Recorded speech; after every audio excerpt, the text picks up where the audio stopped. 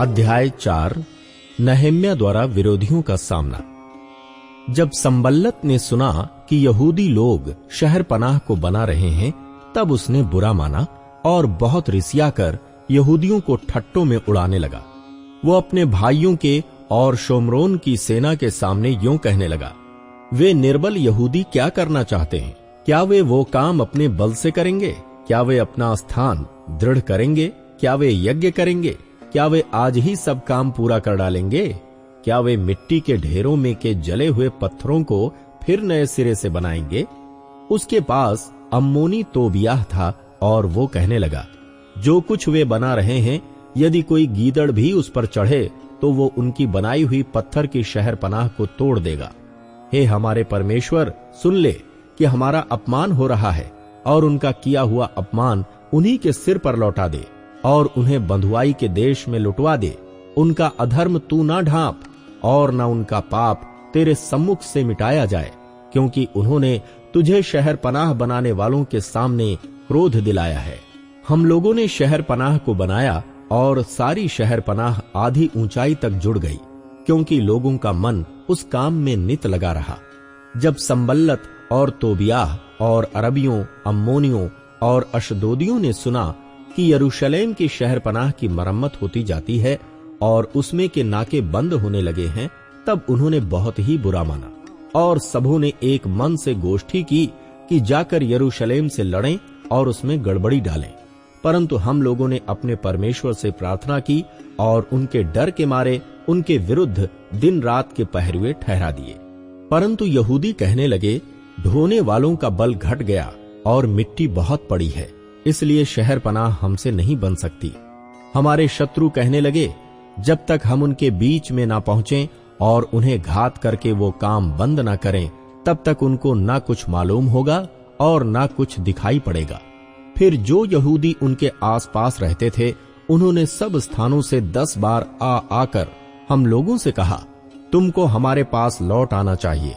इस कारण मैंने लोगों को तलवारें, बर्छियां और धनुष देकर शहर पनाह के पीछे सबसे नीचे के खुले स्थानों में घराने घराने के अनुसार बैठा दिया।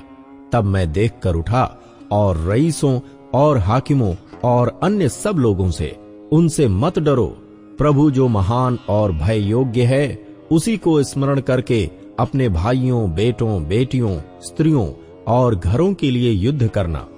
जब हमारे शत्रुओं ने सुना कि ये बात हमको मालूम हो गई है और परमेश्वर ने उनकी युक्ति निष्फल की है, तब हम सब के सब शहर पनाह के पास अपने अपने काम पर लौट गए। उस दिन से मेरे आधे सेवक तो उस काम में लगे रहे और आधे बर्छियों, तलवारों, धनुषों और झिलमों को धारण किए रहते थे और यहूदा के सारे घराने के पीछे हाकिम रहा करते थे। शहर पनाह के बनाने वाले और बोझ के ढोने वाले दोनों भार उठाते थे, अर्थात एक हाथ से काम करते थे और दूसरे हाथ से हथियार पकड़े रहते थे। राजमिस्त्री अपनी अपनी जांघ पर तलवार लटकाए हुए बनाते थे। नरसिंहे का फूंकने वाला मेरे पास रहता था, इसलिए मैंने रईसों, हाकिमों और सब लोगों से कहा, काम तो बड़ा और फैला हुआ है और हम लोग शहर पनाह पर अलग अलग एक दूसरे से दूर रहते हैं, इसलिए जिधर से नरसिंगा तुम्हें सुनाई दे, उधर ही हमारे पास इकट्ठे हो जाना। हमारा परमेश्वर हमारी ओर से लड़ेगा। यूं हम काम में लगे रहे और उनमें आधे पौ फटने से तारों के निकलने तक बर्छियां लिए रहते थे।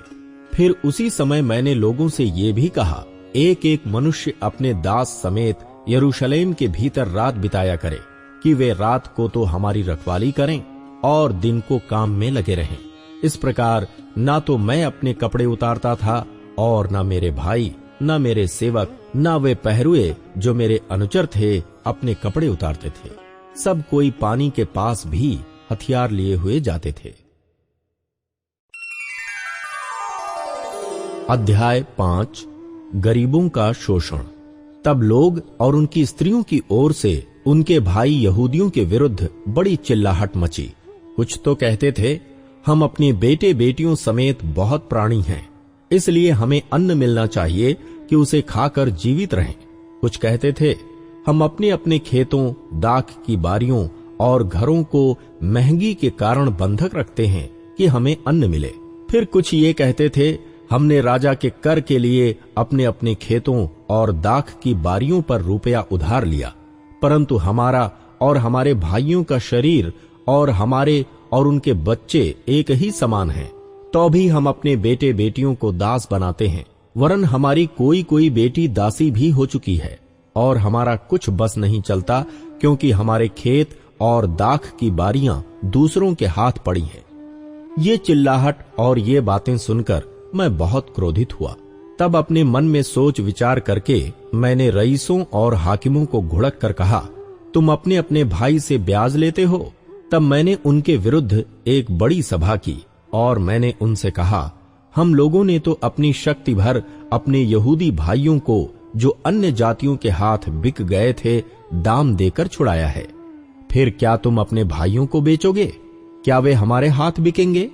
तब वे चुप रहे और कुछ न कह सके। फिर मैं कहता गया, जो काम तुम करते हो वो अच्छा नहीं है। क्या तुमको इस कारण हमारे परमेश्वर का भय मानकर चलना ना चाहिए कि हमारे शत्रु जो अन्य जाति हैं वे हमारी नामधराई न करें? मैं भी और मेरे भाई और सेवक उनको रुपया और अनाज उधार देते हैं, परंतु हम इसका ब्याज छोड़ दें। आज ही उनको उनके खेत और दाख और जैतून की बारियां और घर फेर दो, और जो रुपया अन्न, नया दाख मधु और टटका तेल तुम उनसे ले लेते हो उसका 100वां भाग फेर दो। उन्होंने कहा, हम उन्हें फेर देंगे और उनसे कुछ न लेंगे, जैसा तू कहता है वैसा ही हम करेंगे। तब मैंने याजकों को बुलाकर उन लोगों को ये शपथ खिलाई कि वे इसी वचन के अनुसार करेंगे। फिर मैंने अपने कपड़े की छोर झाड़ कर कहा, इसी रीत से जो कोई इस वचन को पूरा ना करे उसको परमेश्वर झाड़ कर उसका घर और कमाई उससे छुड़ाए, और इसी रीत से वो झाड़ा जाए और छूछा हो जाए। तब सारी सभा ने कहा, आमीन, और यहोवा की स्तुति की। तब लोगों ने इस वचन के अनुसार काम किया। नहम्याह की निस्वार्थ सेवा। फिर जब से मैं यहूदा देश में उनका अधिपति ठहराया गया, अर्थात राजा अर्तक्षत्र के 20वें वर्ष से ले उसके 32वें वर्ष तक, अर्थात 12 वर्ष तक मैं और मेरे भाई अधिपति के हक का भोजन खाते रहे। परंतु पिछले अधिपति जो मुझसे पहले थे वे प्रजा पर भार डालते थे और उनसे रोटी और दाख मधु और इसके साथ 40 शेकेल चांदी लेते थे। वरन उनके सेवक भी प्रजा के ऊपर अधिकार जताते थे, परंतु मैं ऐसा नहीं करता था, क्योंकि मैं यहोवा का भय मानता था। फिर मैं शहर पनाह के काम में लिपटा रहा, और हम लोगों ने कुछ भूमि मोल न ली, और मेरे सब सेवक काम करने के लिए वहां इकट्ठे रहते थे। फिर मेरी मेज पर खाने वाले 150 यहूदी और हाकिम, और वे भी थे जो चारों ओर की अन्य जातियों में से हमारे पास आए थे। जो प्रतिदिन के लिए तैयार किया जाता था वो एक बैल, 6 अच्छी अच्छी भेड़ें या बकरियां थीं, और मेरे लिए चिड़ियां भी तैयार की जाती थीं। 10-10 दिन के बाद भांति भांति का बहुत दाख मधु भी तैयार किया जाता था। तो भी मैंने अधिपति के हक का भोज नहीं लिया, क्योंकि काम का भार प्रजा पर भारी था। हे मेरे परमेश्वर, जो कुछ मैंने इस प्रजा के लिए किया है उसे तू मेरे हित के लिए स्मरण रख।